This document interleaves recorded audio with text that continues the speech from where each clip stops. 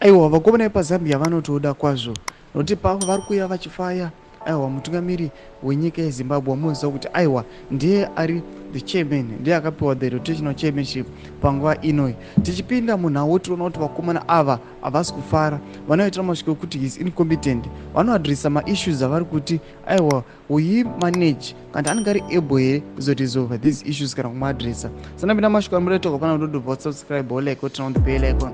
Tipinda panapa pahendo yevamaactivist panyika yeZambia vanonyora vachiti SADC needed a leader that stands strong on issues we face: the terrorists in Mozambique, the trade issues in DRC, and the election disputes of each election in Zimbabwe.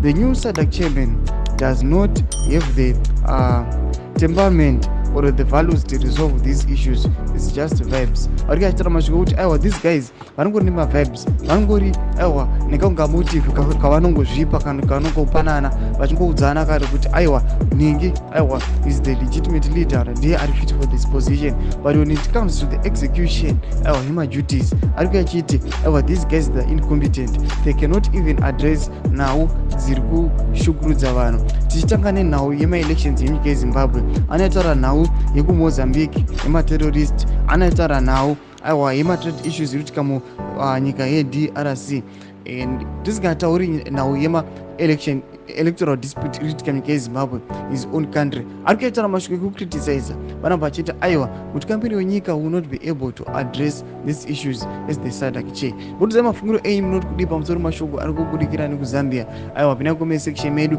zvamunoziva kuti aiwa Zambia not the first country aiwa yakatotika munyika yeZimbabwe hatipindi yakatoboyikota. Tudze mafungiro enyu amusano subscribe like and turn on the bell.